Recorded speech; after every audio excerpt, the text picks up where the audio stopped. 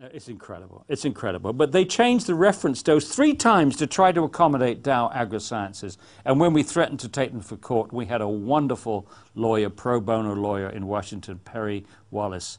And we said, okay, if you don't respond to our appeals, this has been going for 8 years. We've been appealing and intervening. I've had you on. You never bragged that it was your group that did this. Well, it's my wife. My wife was the person that forced us all to pay attention to. She was the one that came to you and showed it to you, and you said, that's crazy. Then you read the documents. That's right. 15 years ago, she put these papers on my desk and said, Paul, will you read these? I said, what is it? She said, fluoridation. I said, take that away. These people are crazy. I was very embarrassed when she finally forced me to read it. It's not these people that are crazy, but some of the people in the government who are crazy. You know what? I've tried to work out for 15 years. You notice in our book, it's the last chapter, trying to understand motivations. Now, for the rank and file dentists and doctors, it's very simple.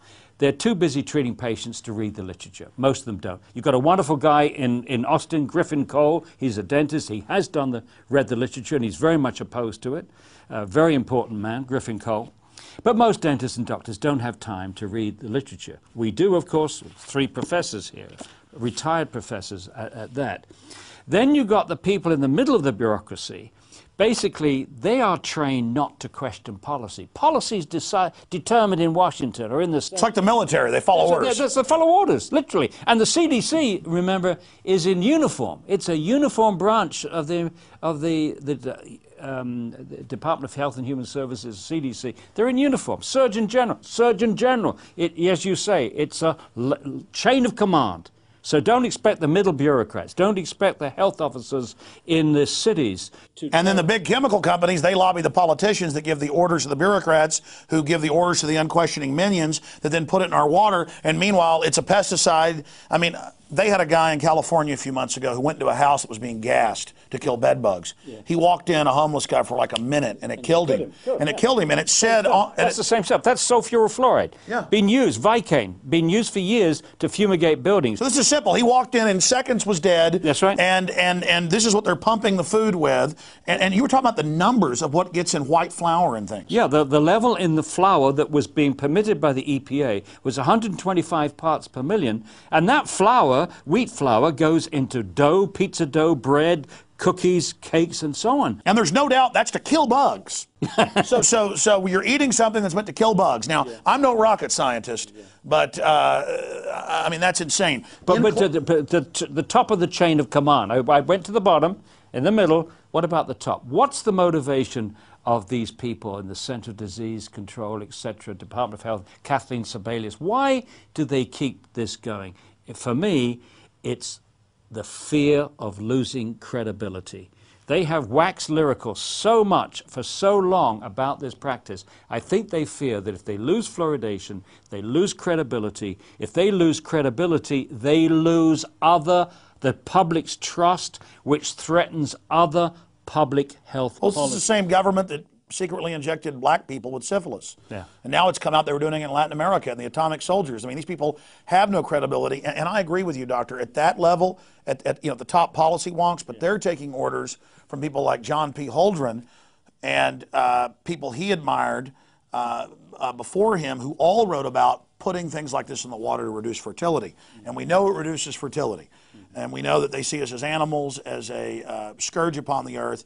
And that's what my film, Endgame, Blueprint for Global Enslavement, covers, is their own statements. This is being done by design. I know you only stick with what, the actual chemicals. And I would make a distinction between the dentists and doctors out there who are usually very decent people. They're compartmentalized. Yeah, they do not. I don't think they have any notion other than what they've been told, that fluoridation is good for teeth.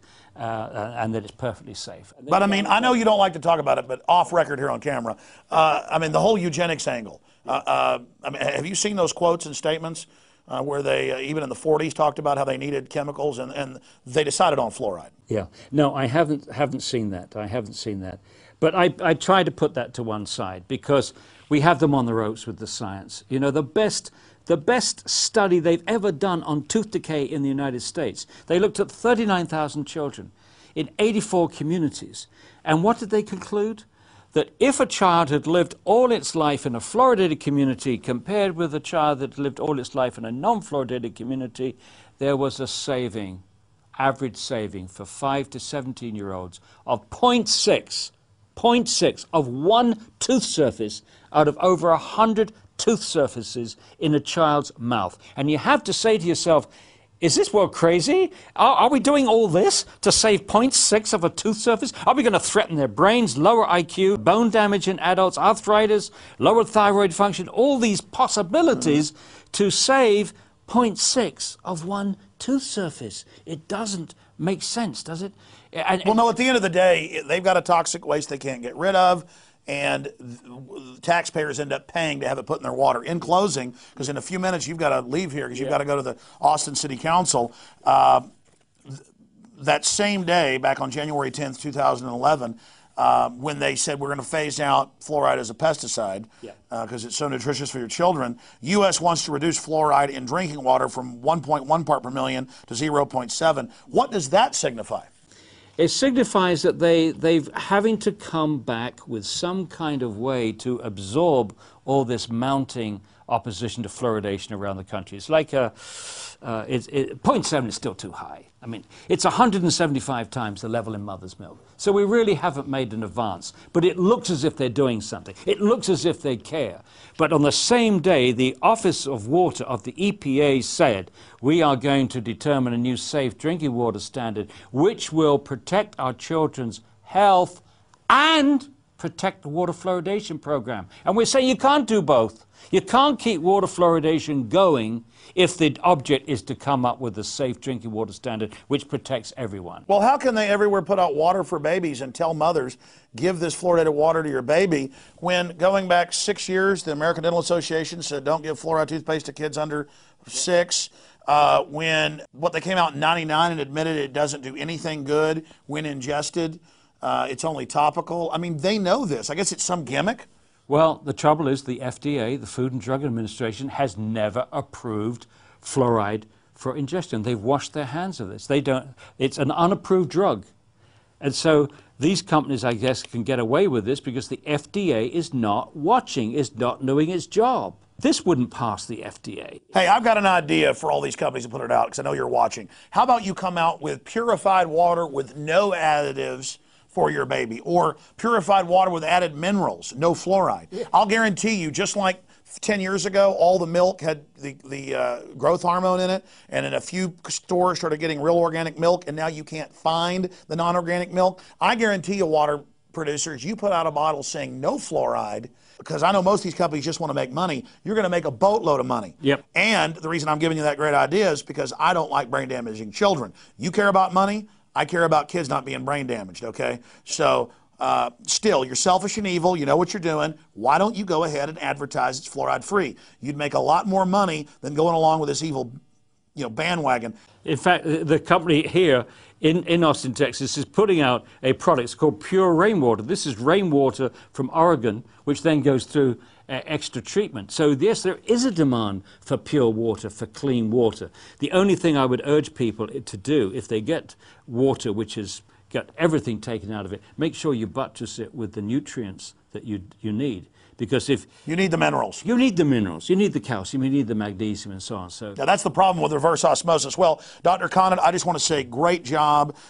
In closing, they're not studying it here, but we do have studies all over the world, prestigious studies on the IQ issue. Close with that, because this is incontrovertible facts. We have just got 2 studies out. One was an update of a study done in 2003 by Zhang and co-workers from China. And I visited the villages where this study was done, by the way.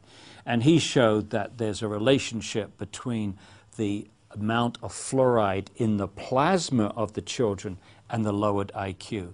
So as the level of fluoride in the plasma goes up, the IQ of the children goes down. So that brings it closer to individual dose, not whether they live in this village or that village, but how much fluoride they actually were exposed to. This is relating to IQ. And another study which published just a few weeks ago by Ding and co-workers, they looked at very low levels, 0.3 to 3 parts per million. They find lowered IQ in that range of 0.3 to 3 parts per million. Well, this overlaps the range that we use in the United States, 0.7 to 1.2. So this completely knocks out the notion. And there's a lot of other studies. Those are just the new ones. We also have studies of animals in other parts of the world. Over 100 animal studies. Yeah. Over 100 animal studies. There's no question. Oh, the EPA itself, the Department of Neurotoxicology, I've forgotten the full title, has said that fluoridation, there is substantial evidence that fluoride is a neurotoxicant. Substantial evidence that fluoride is a neurotoxicant. And here we got this stupid company putting a thing into the water for which the EPA says there is substantial evidence that fluoride is a neurotoxin, damages the brain. Amazing. We'll leave it at that. Dr. Conant, give us the website. Fluoridealert.org. Make sure you spell fluoride F-L-U. Think of flu, fluoride, not fluoride, fluoride, alert.org. When you go there, you can see how to get hold of this book, The Case Against Fluoride, and also you'll find a videotape there called Professional Perspectives on Water Fluoridation. It's only 28 minutes long, 15 scientists, 3 from the guys who wrote the National Research Council report, 2 former EPA scientists, a Nobel Prize winner, several other scientists in 28 minutes. If that doesn't convince you that you've got to stop fluoridation in Austin, Texas, and everywhere else in the world that this program goes, I don't know what would do it. Yeah. Well said. No army can stop an idea whose time has come, as Victor Hugo said. And just great job. We are definitely on the march, and the empire is on the run. Dr. Conant, God bless you, and thank you for joining us today. I'm Alex Jones, signing off for Infowars.com. Please spread this video to the 4 winds. We've got a lot of people to warn. Thank you for watching.